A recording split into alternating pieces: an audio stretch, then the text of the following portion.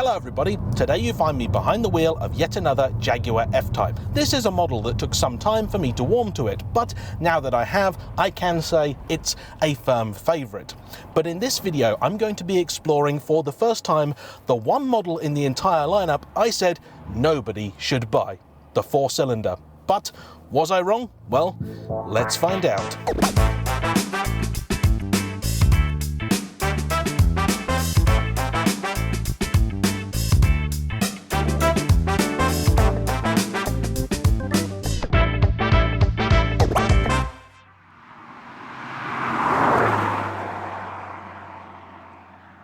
Today's car belongs to a lovely chap called Maz, who over the last 4 years has been doing YouTube on and off, but in the last 6 months has been doing it a little bit more full time, and a while ago messaged me saying, James, if I bring my F-Type down for you to review, could I take out your DB9 for comparison? And considering this was one of the very few F-Types that I'd yet to drive, I said, yeah, sure, this will be interesting. The DB9 is about to go, so I'd like to get another piece of feedback on it, and if there's anything else I need to do, and I've also always been curious as to whether I've been needlessly harsh on the 4-cylinder F-Type. This car was introduced in 2018, effectively taking over from the entry-level 340 horsepower version of the 3-litre supercharged V6. As it happens, that is also an engine that I've never been a particular fan of, though a lot of people like it, and the V6 is the F-Type often they say is the sweet spot in the range.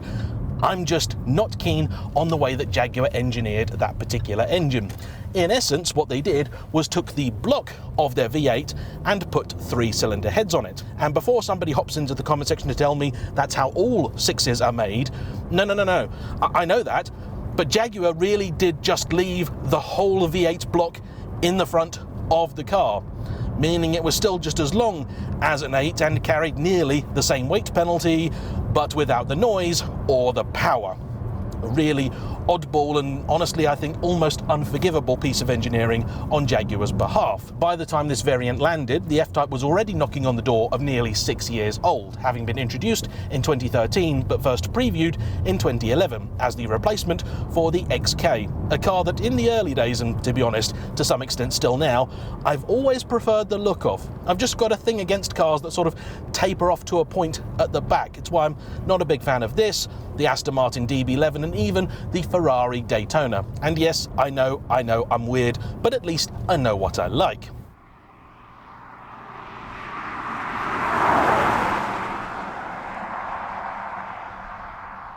Rather confusingly, between sort of 2017 to 2020, the F-Type underwent a number of different changes, with the range essentially being both updated and eventually streamlined. This car is a member of what you'd call the Phase 2.5, so it's not wearing the final iteration of the car's looks outside, but it does have the slightly larger and a nicer infotainment screen here, but not the full digital display for the driver, which to be honest, I don't mind.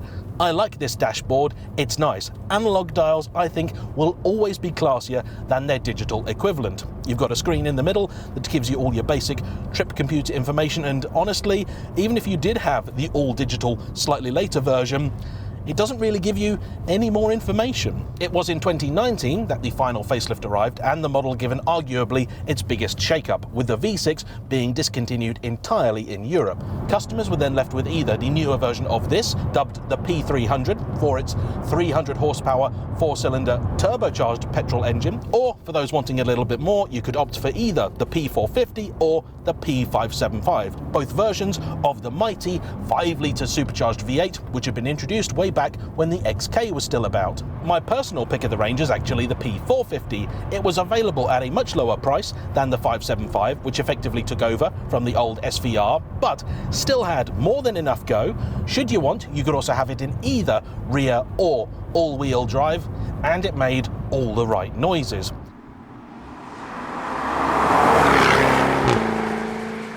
It's a car that I think has just the right amount of power, still looks proper, and was very well priced.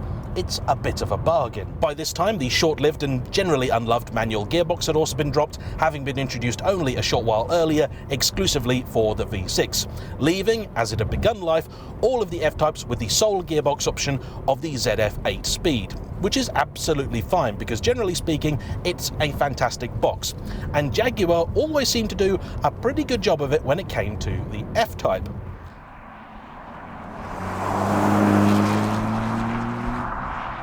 As I have driven a great number of these cars now, there is of course a lot of it which is familiar to me, and in short, for those that haven't seen my other reviews, I quite like the looks from the front, was never quite as fond of it from the back for reasons already discussed. The interior, actually, I rather like. Even though this, in a relatively base specification, doesn't have quite as much leather or carbon as some of the other models, it's still a fairly special feeling thing. Little pieces of theatrics like the air vents totally needlessly rising up is rather nice. The steering wheel has just about all the controls that you would need. Some of the buttons do feel a little bit cheap and plasticky, and on occasion Jaguar were a little bit stingy with the options. This car, for example, though it has a heated steering wheel, doesn't have heated seats. You also didn't always get dual zone climate control, but you would always get 2 dials for it. Jaguar just turning it on or off in software, and that's naughty. You would expect a car with 2 temp dials to have dual zone, wouldn't you? And I think Jaguar kind of relied on people thinking that.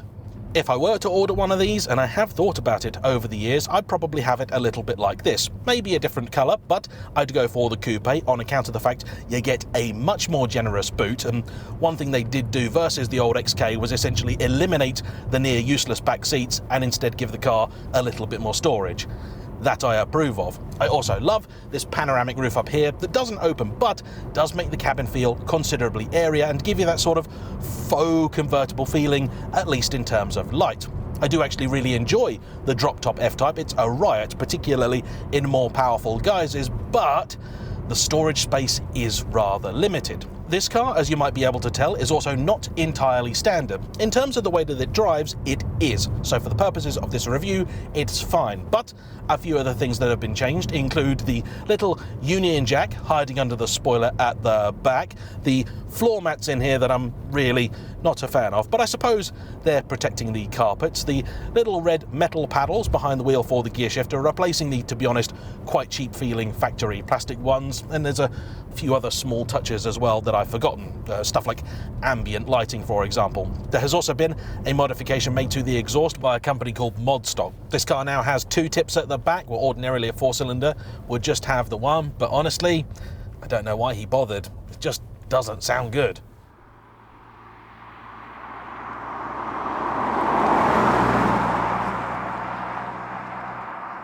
This particular car is an example of the Checkered Flag edition, which came out in 2018 to celebrate Jaguar's 70 years since they started racing with the XK120 in 1948. In its later years, Jaguar did become fond of the odd special edition for the F-Type to try and keep it feeling nice and fresh. But the Checkered Flag was a particularly perplexing one. What you got was mechanically a version of either this 4-cylinder or the V6 that was about to be discontinued in either rear or all-wheel drive variants. The most obvious distinguishing feature of the Checkered Flag is these bespoke and rather nice 20-inch alloys.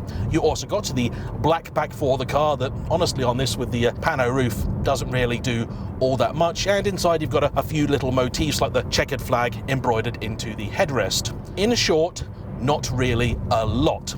And for this, Jaguar expected on the P300 you to pay a premium of about £7,000, taking the base price of the car from $55,500 to just over $62,000.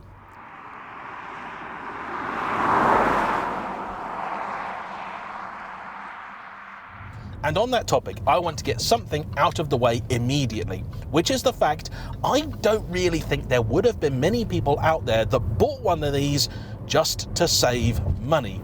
Because the fact is, by the time they had been launched, you would have been able to pick up even a V8 powered example for the same, if not quite a bit less, and certainly a V6. The car was already 5 or 6 years old by then. Reasons that on paper you might have wanted a 4-cylinder though would have included the theory that it would be much more economical, being a newer, nicer, smarter engine, turbocharged rather than supercharged, smaller in cylinders and capacity than any of the other options. For those that consider handling the most important trait, it is also the lightest of all the F-types, with of course the majority of that weight saving coming off the front axle. And indeed, this car is about 60 to 70 kilos lighter than the equivalent V6 and a little bit lighter again than a V8. While I've absolutely nothing against a 2-litre 4-cylinder turbocharged petrol engine, after all they're basically everywhere now, I think they belong in hatchbacks and smaller cars. They have absolutely no place in sports cars, nor do they have a place in dirty great big SUVs where people for some reason expect them to work now. As it happens, this Ingenium engine I think is probably one of Jaguar's better efforts, and please comment section correct me if I'm wrong. I know some of the Ingeniums have big issues, but I think that is chiefly the diesels.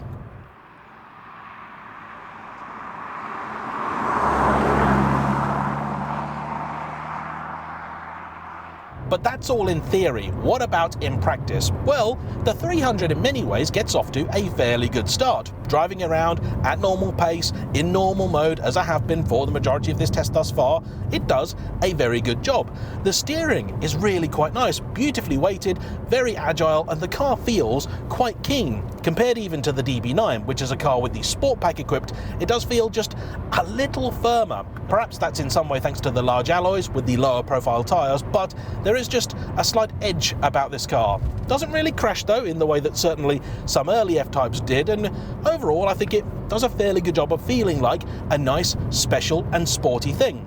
It has a very Aston-like layout to this interior, with the dash coming out almost impossibly far. You feel like you're sat on the back axle, and it does give you the impression of being a sort of nice big Grand Tourer, at least from in here. On that front, the F-Type has always been a somewhat confused character. The interior is very GT, but the drive is very much sports car. If you want something a little bit more relaxed, I would certainly suggest you seek out an older XK. Now we've the road to ourselves, let's put it in dynamic mode, over into manual, and see what she's like when you really want to have fun.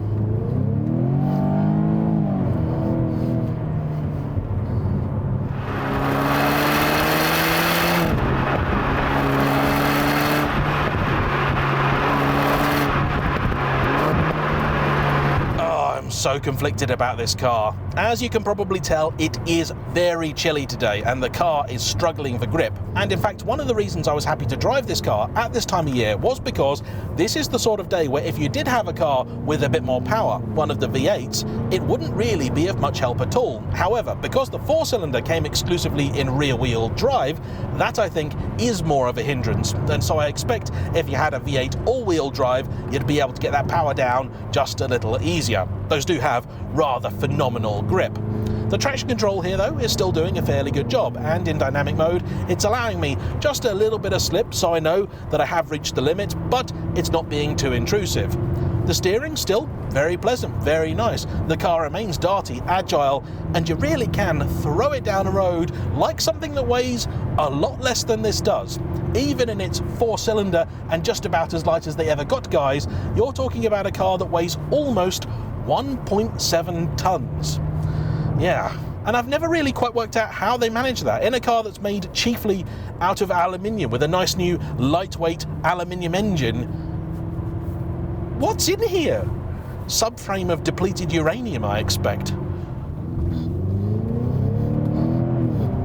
One thing that is a touch disappointing, the gearbox I swear feels just a little blunter than in some of the F-Types I've driven too. I don't know whether that's the engine causing it, being turbocharged and just a little less responsive, but it definitely doesn't feel quite as sharp as the V8s I've experienced. It's not bad, it just doesn't feel like a big step up over the 6-speed that you got in the XK and you get in my DB9. In terms of overall pace then, I don't really have all that many complaints, and on the face of it, what you have here is a good-looking, quick enough car that's very nice to drive and has a cool badge on it. But, and this is a big but, and I cannot lie, there are some pretty darn fundamental issues with the F-Type 300.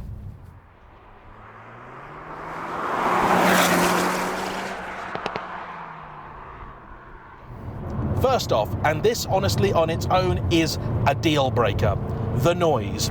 They must be piping a fair bit of it into the cabin, because I can assure you, from outside, it does not sound like this. In fact, I have rigged an exhaust cam today, but you won't have heard much from it.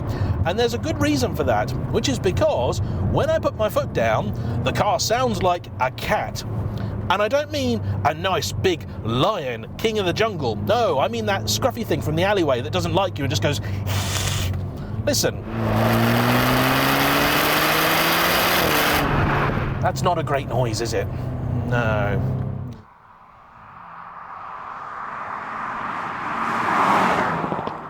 And then there's the economy. Though apparently for certain journeys this car is capable of about 42 the gallon on the way down here, so a nice long motorway trip, the sort of thing where this really matters, Maz achieved only 33 to the gallon. On the same sort of journey in the old SVR, with near double the power, I was getting about 28 to 29. Today I've been averaging about 23. And though yes, it is better than the 6 or the 8, it's nowhere near better enough. And is it really a much better handling car? Well, perhaps marginally, but honestly, the difference is nowhere near big enough to me to warrant the sacrifices that you'd have to make. These even now, likely on account of the age of them, aren't even the cheapest of F-Types. Prices start at about £25,000, but for about 19 to 20, you could pick up a slightly older V6. And for not much more money, you could just pick up a full-fat V8, which honestly is still what I would do. And though I don't really hate this car, that would be unfair, most of it I still really rather like, I just don't understand it. I really don't. I can't think of a single person to whom I would say, yeah, buy the F-Type 4-cylinder. Either it's just far too much for somebody, or nowhere near enough. I would have loved them to have put the 6-cylinder version of the same engine in, and that really would be an obvious thing to do. A Jaguar with a straight 6, oh, think of the many E-Type special editions you could do. The issue is, I think when they built this car, they built it for, at most, a V8, and so when you look at the engine bay, you'll see that it's only really got space for an engine 4 cylinders long. Shame that, because that could have been a cool car.